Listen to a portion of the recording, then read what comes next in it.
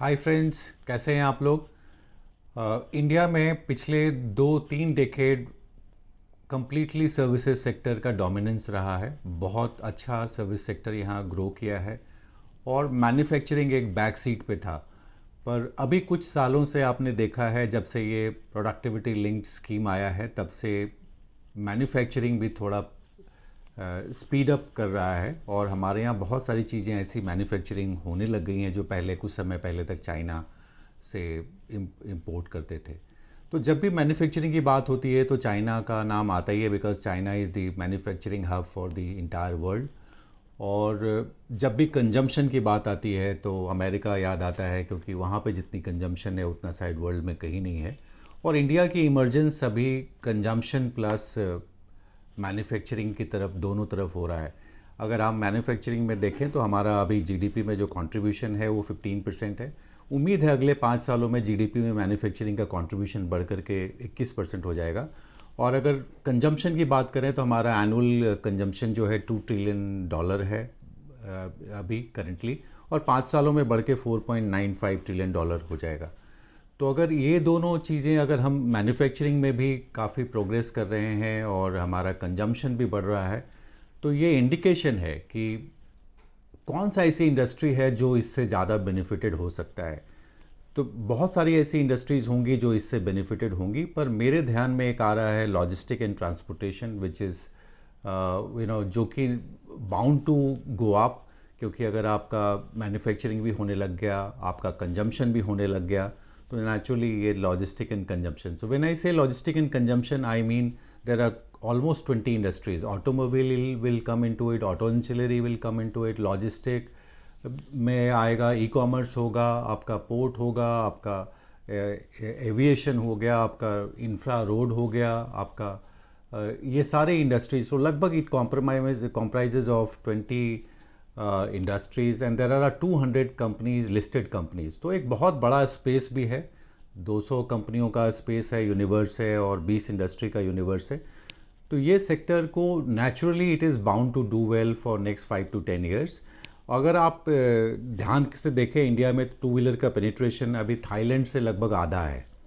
और अगर आप इंडिया में फोर व्हीलर का पेनिट्रेशन देखें तो चाइना जहाँ पे 2004 में था वहाँ पे अभी हम हैं।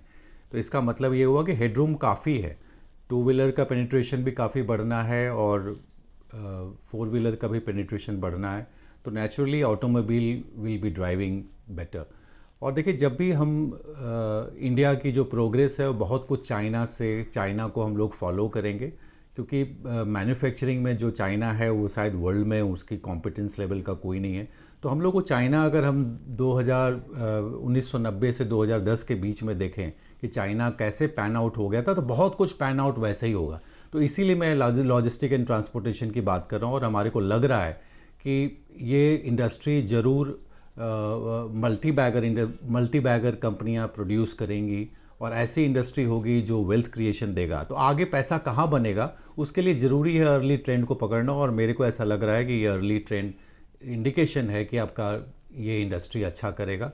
तो इसमें बहुत ज़्यादा अच्छा स्कोप इसलिए भी है कि अभी मॉर्गन स्टैनली का एक रिपोर्ट आया है जिसमें उन्होंने बोला कि जो सुपर HNI हैं, जो कि $35,000 से ऊपर की अर्निंग जिनकी है, वो अभी इंडिया में 2% है। अगले 5 साल में वो बढ़ के 7% हो जाएगा। और जो मिडिल क्लास है, अपर मिडिल क्लास है, जिसकी संख्या अभी 21-22% है, वो 22-23% है, वो 46% हो जाएगा। तो बहुत ज़बरदस्त ग्रोथ ये दोनों सेगमेंट में होने वाला है, और सारे बिजनेस उस हिसाब से रीअरेंज हो रहे हैं। सारे लोग, आप देखोगे कि एप्पल आ गया, आप देखेंगे कि BMW का किस तरह से ग्रोथ रेट हो रहा है, मर्सिडीज़ किस तरह से ग्रो कर रही है, जारा, और सारे इंटरनेशनल ब्रांड्स इसलिए इंडिया में आ रहे हैं। इन सब चीज़ों को देखते हुए मेरे को ऐसा लग रहा है कि logistic and transportation is the industry of the future, and we should have sizeable investment into this sector if you want to create wealth. और आज का वीडियो का पर्पस यही था कि ये अपॉर्चुनिटी जो है, जो हमारा अंडर पेनिट्रेशन है ऑटोमोबाइल में, ऑटो एंसिलरी में हम लोग बहुत अच्छा कर रहे हैं और आने वाले सालों में बहुत अच्छा करेंगे ऐसा लग रहा है। तो auto ancillary, logistic, e commerce will definitely going to 10 times in next 10 years. So that is the opportunity that we have. So these all will lead to, you know, expansion of the logistic and transportation industry. There will be many company which will be listing in future. Zomato भी इस जैसी company भी इसके अंदर आ जाती है, तो तो आप समझ सकते हैं कि कितना बड़ा ये एरिया है, कितना बड़ा स्पेस है, और इसकी अपॉर्चुनिटी कितनी बड़ी है. तो मेरा ऐसा मेरा ये एडवाइज़री होगा कि आप लोगों को चाहिए कि इन्वेस्टमेंट अपनी अपनी थोड़ी सी अलाइनमेंट करें और ट्रांसपोर्टेशन एंड लॉजिस्टिक इंडस्ट्री में अपनी एक्सपोजर को बढ़ाएं. Thank you.